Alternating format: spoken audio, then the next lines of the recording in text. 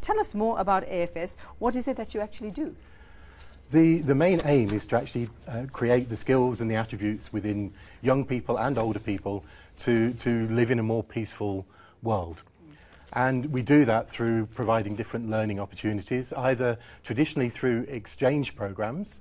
So we have school students going to other countries or coming to South Africa, or volunteer programs where over 18s either come here or go to NGOs in other countries to learn about the country, to contribute to the country, and then come back with that new knowledge, so that they can actually share with other South Africans that the world is much bigger than maybe their own small community. So how does one become part of this program?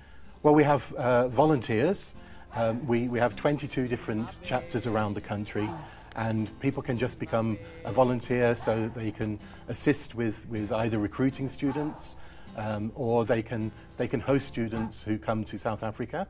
And we have a website that they can come to, which is very easy. It's afs.org.za, so they can find us there. If you don't want to be a volunteer, but you would like to host a student, that's the same process, getting in touch with us. And students come for 2 months or 10 months for a program. And if you'd like to host a student, contact us, and we can then talk to you, go through the process of interviewing and briefing you, and then go from there. Well, tell us about some of the stories. Tell us, I mean, you obviously follow these students from the time they come to you and say, we want to be a part of this program, and then they're sent off to live in some stranger's home in another country. I'm sure safety is taken care of. You've done all the checks and balances. Yes, that's the key thing that we do. Okay, wonderful. So you follow them. What do they leave as, and what do they come back as? I mean, do you see the marked difference in this world experience when they come back? You definitely see a marked difference, and it grows over time. So when you see the students coming back, maybe after a 10-month program, the first thing that you see is that they're more confident. Because they've had to project and be an ambassador for South Africa, so they come back more confident, more knowledgeable of the world, and more open to other things. And so that's the immediate thing you see. And then over time, when they maybe leave school and go to university, you then see them taking on more leadership roles, getting involved in the student council and things like that. And over years it grows. So for example, I go to many diplomatic functions, and I can pretty much guarantee every single time I go, I will meet an ambassador who has been an AFSer. Whether that's from the Japanese ambassador, people from Italy, from Germany, they often say, what started me on my trip to becoming a diplomat was being an AFSer and learning about other cultures by living in another culture. Well, it is Heritage Day, and I suppose we're supposed to learn about our own country and our various cultures here. Does the program include sending South African students to other parts of South Africa to live in other places here? Is that an option?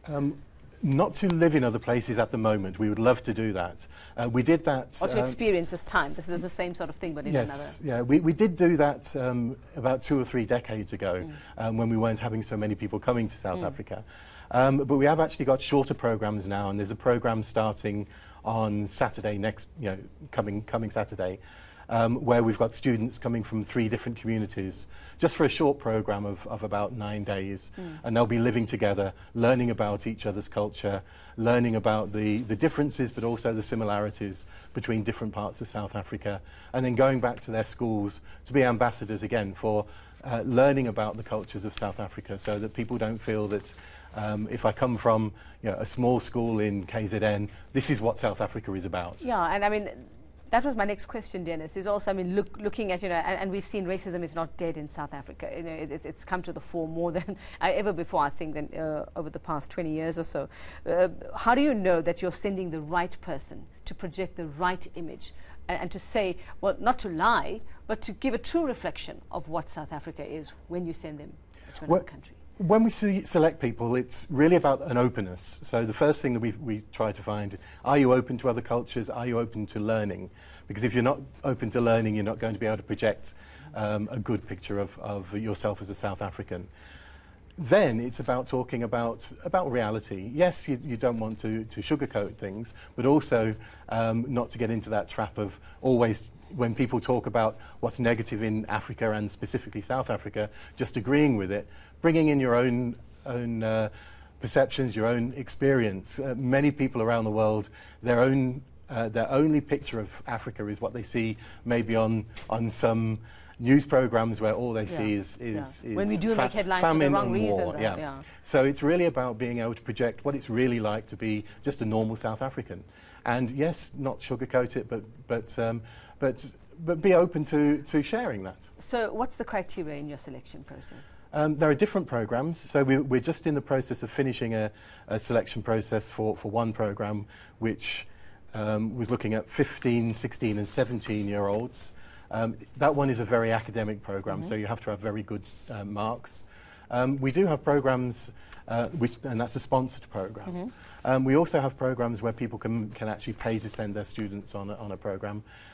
We still have a base of academic achievement they have to pass, because they have to be able to survive in a school in another country. But that maybe it isn't quite so high an academic requirement.